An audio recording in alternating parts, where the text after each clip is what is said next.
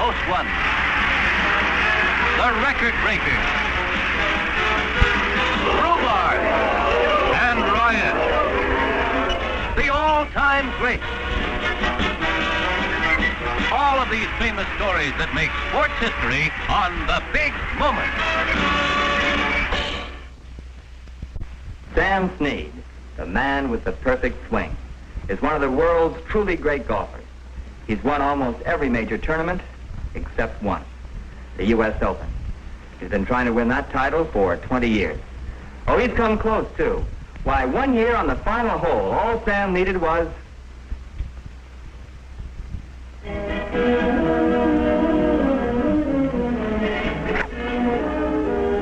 Sam Snead, winner of more tournaments than any other golfer who ever lived.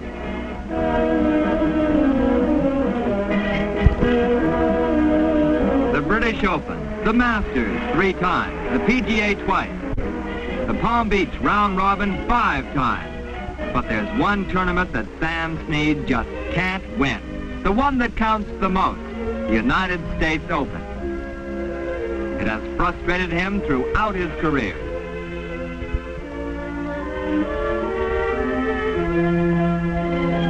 This is the story of that perpetual disappointment. It starts away back in the 30s, when Snead first flashed out of the West Virginia hills, a young sensation with a golf swing that couldn't miss. Snead's first Open was 1937 at Detroit, and he almost brought off the miracle of winning the first Open he ever played, finishing with 283, 1 stroke off the record. But out on that course, another dark horse contender was coming in with a par-cracking finish.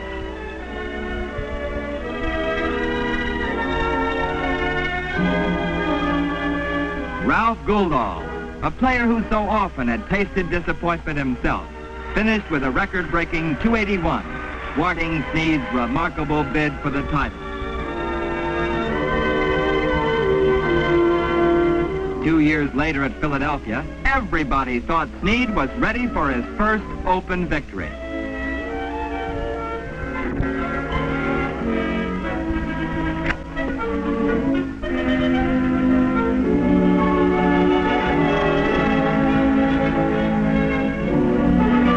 He broke the Open record for the first 36 holes with sensational rounds of 68, 71 for 139.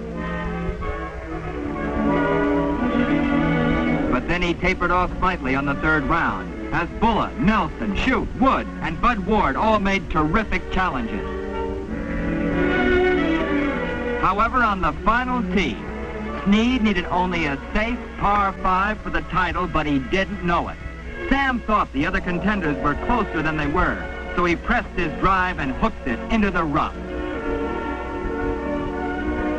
His second shot landed in a trap. He flubbed his 3rd. Watch the backspin on this ball work against him. When he finally reached the 18th green, he'd used up all 5 of those precious strokes. His 6th was a long putt. His 7th was another short putt that he missed. When he finally holed out, Sam Snead had blown his chance with a duffer's 8 on the final hole. 8 years later at St. Louis, Snead shot his way to another chance at the title he wanted to win so much.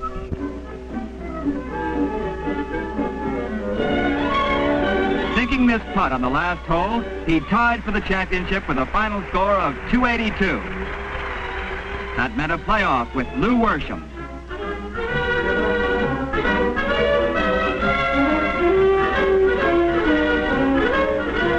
At the final hole, Worsham made a bold try for victory.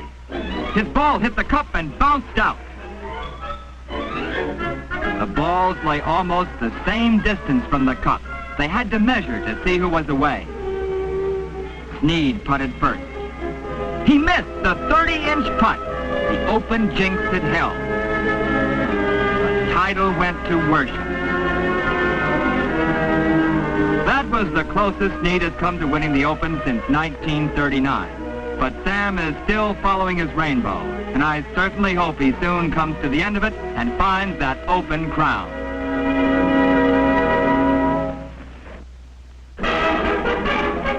Berlin, June 24, 1951. A rhubarb and a riot.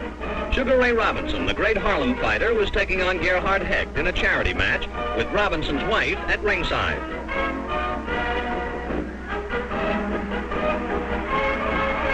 Hecht had a 7.5-pound weight edge on Robinson, and he used it.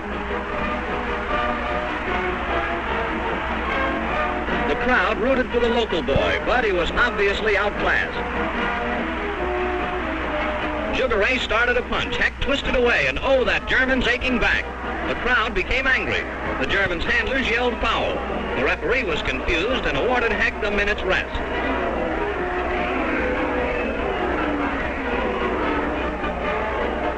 Hecht was revived, but now, although he had plenty of respect for Robinson's fists, he couldn't stay away from them. Sugar went after him with both hands. The Harlem scrapper was ready to end it. He poured on the punches. Down went Hecht. The referee started to count. But as Ray waited, the Germans again yelled foul. The bands cut loose with guided missiles, guided Robinson. By this time, the referee had lost control entirely. To please the crowd, he ruled Hecht the winner on a foul. However, the German Boxing Commission changed it to no decision. This is one of the few times Sugar Ray ever ran away from a fight. Montreal. That's French-Canadian country, you know, and with the French, the rhubarbs flow like wine. Yvon Robert, British Empire wrestling champion, takes a tumble. And then pulls Fred Atkins of Australia after.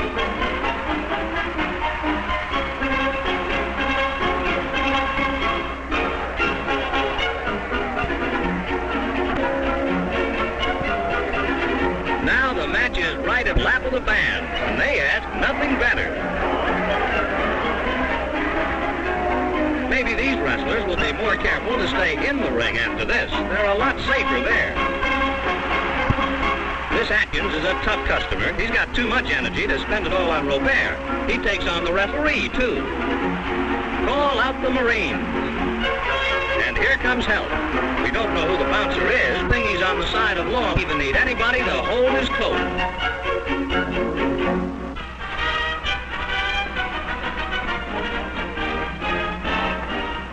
Louisville, Saturday, May 7th, 1955. The 81st running of the Kentucky Derby. The East had a great 3-year-old, Nashua of the Bel Air stable. He had won 6 consecutive races. But out in California, an old cowhand, Rex Ellsworth, had raised another fine horse, Swap, who had just won the Santa Anita Derby, and all the West was backing him.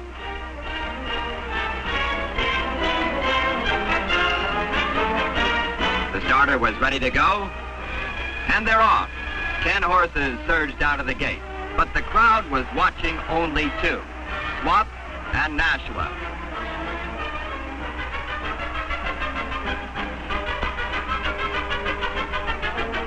Willie Shoemaker took Swap's number 7 right to the front. Eddie Arcaro was aboard Nashua number 5, and he rode to a carefully calculated plan. He'd stay within striking distance to the home stretch, then take over and hit the $150,000 jackpot. When they came off the last turn, Nashua charged at Swap's a length, less than a length, but Nashua couldn't catch him. At the challenge, Swaps took off, beating the favorite by a length and a half. California's first Derby winner since 1922. The argument started as soon as the race was over. All summer, the fans clamored for another meeting. They wanted to see Arcaro face Shoemaker again. Finally, a match race was arranged. $100,000, winner take all. Trainers Sonny Jim Fitzsimmons and Arcaro huddled before the race. Their plan had missed fire in the Derby. How would they play it now?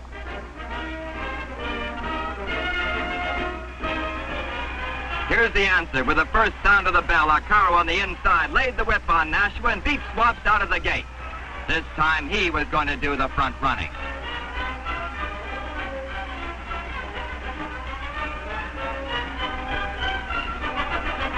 Into the clubhouse turn, Nashua leading. Swap right after him.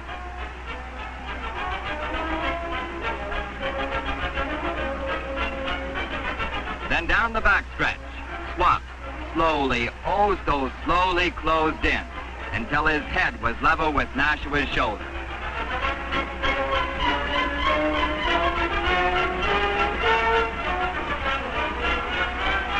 But there the challenge stopped. And racing into the last turn, Nashua began to edge away until there was daylight between them.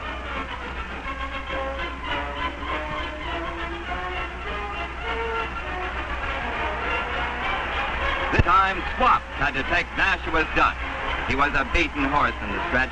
Nashua increased his lead with every stride. And now with the race decided, we slowed the action down to see a champion racehorse and the work of a master in the saddle. Nashua, greatest money winner in the history of racing.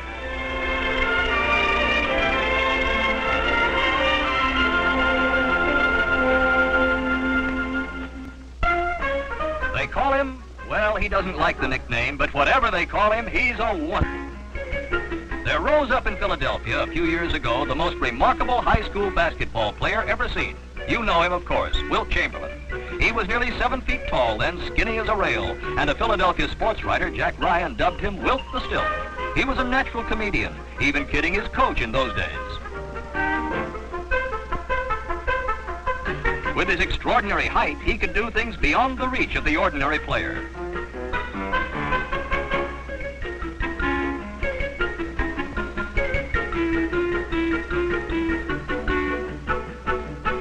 In high school competition, he outclassed the opposition. His favorite shot was a back-off, a fall-away jump shot.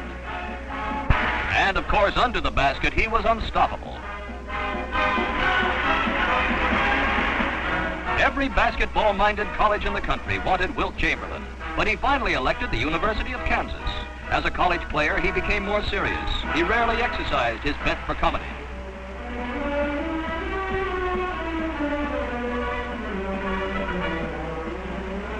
But he still relied on that fall-away jump shot. Now, over 7 feet, he was just as valuable on defense because of his great rebounding.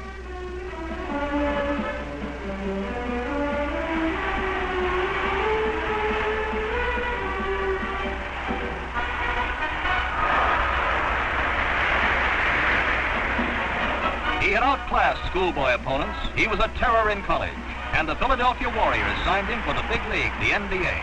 Now he was to face the pros, men almost his own size, like Bill Russell, star center of the Boston Celtics, 6 feet 10 and one of the best defensive men in basketball history. Would the pros cut Chamberlain down to size?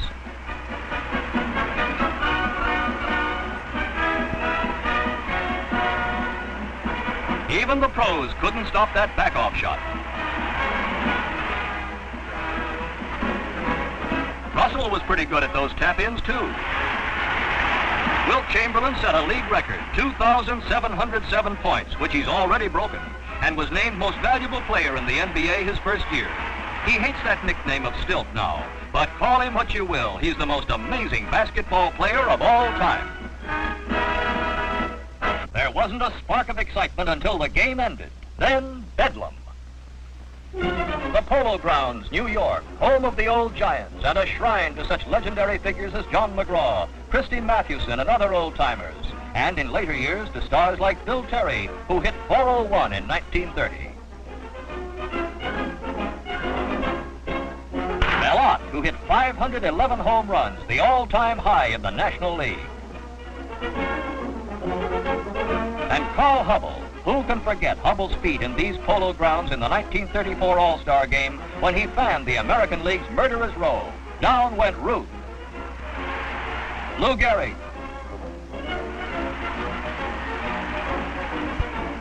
Jimmy Fox, also Al Simmons and Joe playoff with Brooklyn, winning the pennant for the Giants.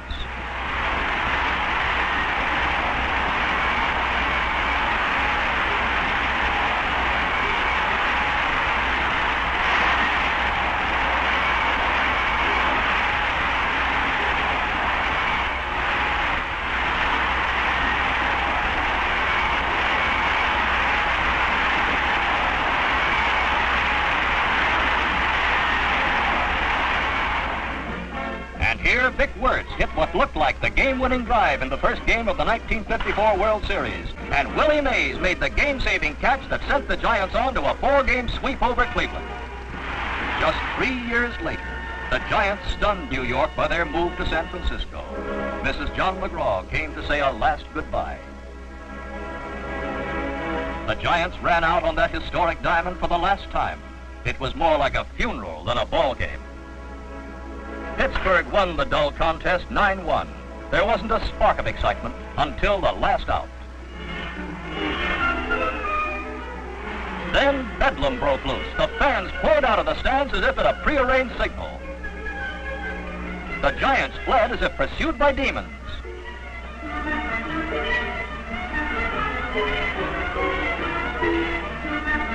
Fans fought over the bases.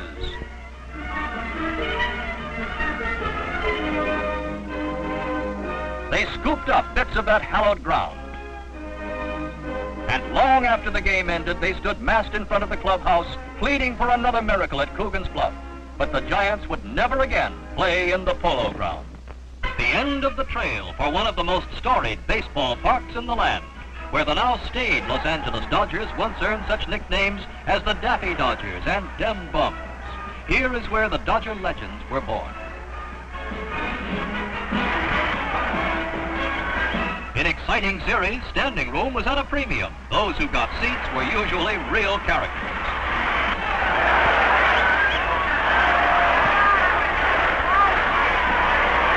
The symphony band serenaded its heroes. The beanball was not unknown in Ebbets Field. They used to say everything happened there.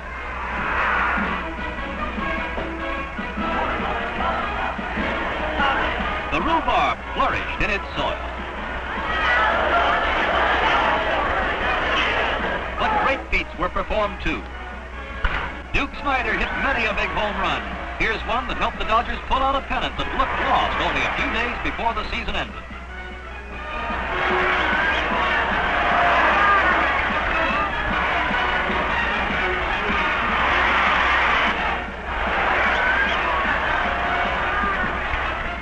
And prodigious catches like this one by the Duke were choice items for the Brooklyn fans.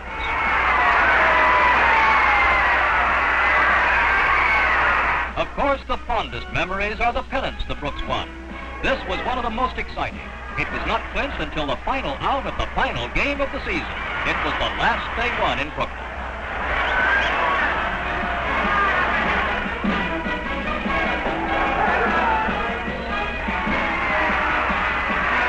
And now Ebbets Field, shrine of Flatbush, will make way for apartment houses.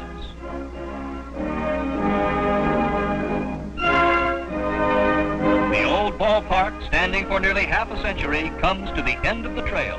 The stands where thousands once roared await another kind of wrecking crew.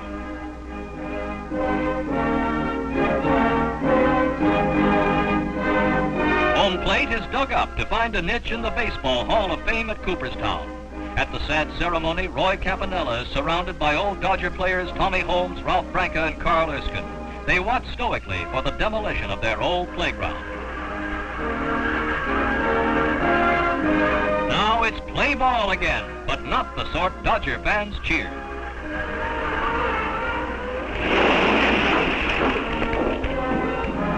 This time, Ebbets Field itself is struck out.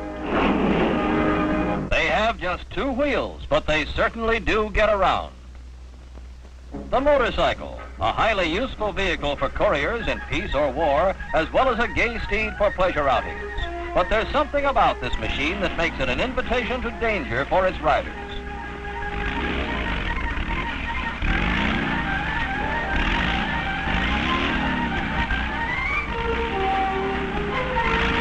Notice how they use their feet for an outrigger on curves.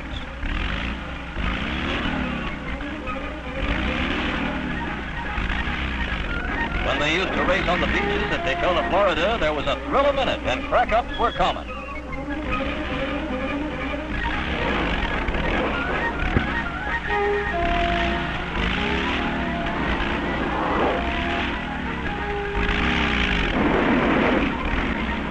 They look for the worst possible courses for their races.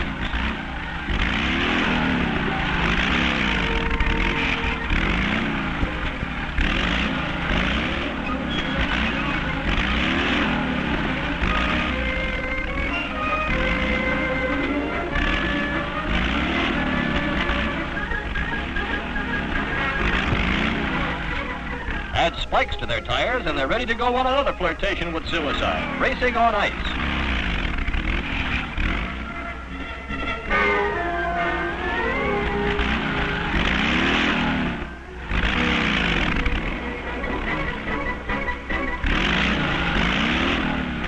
If polo can be played on horseback, they see no reason why it can't be played on motorbike. And who needs a mallet when he has a trusty foot? The goalie risks being run down to ward off goals, but they score them just the same. No limit to their stunts. Just one slip in this cage, one miscalculation would mean a collision. They get away with it, even with 3 going at once. Perhaps the wildest of all is the motorcycle hill climb, an effort to ride right up the wall of a canyon. The drivers take a beating, and so do the machines.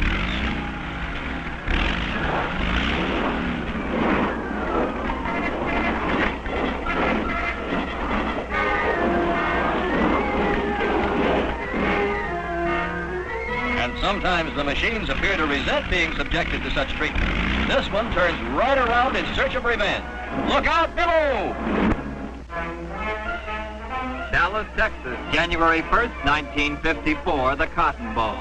Over 80,000 people jammed this colorful stadium to watch a duel between 2 great backs, Alabama's number 42, Tommy Lewis, and Rice's number 47, Dickie Magle. In the dark jerseys, Alabama. In the light, Rice. In the first quarter, Leroy Fenstermaker of Rice passed. Bert Starr of Alabama intercepted. Then it was Alabama's turn. Captain Lewis, number 42, began to rip the Rice line. Number 42 again.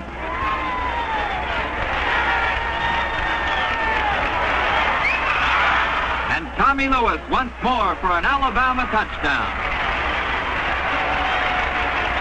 Rice's number 47, Dickie Magle, was just a sensational ball carrier. All he needed was a key block and he was off. Here on the first play of the second quarter, Magle goes for 79 yards and a touchdown that put Rice ahead 7-6. Next came the incident that made this one of the most famous football games ever played. From his own 5, Magle swept into the clear again. He was away for the touchdown.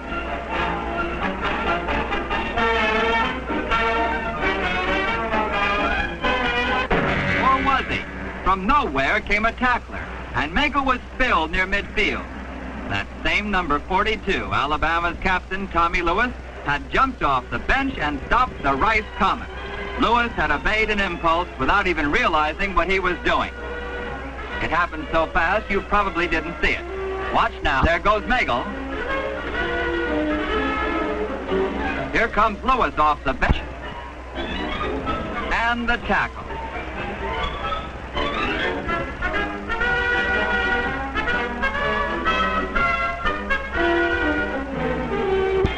Lewis just sat on the bench and hung his head. Later he said, "I'm just too full of Alabama."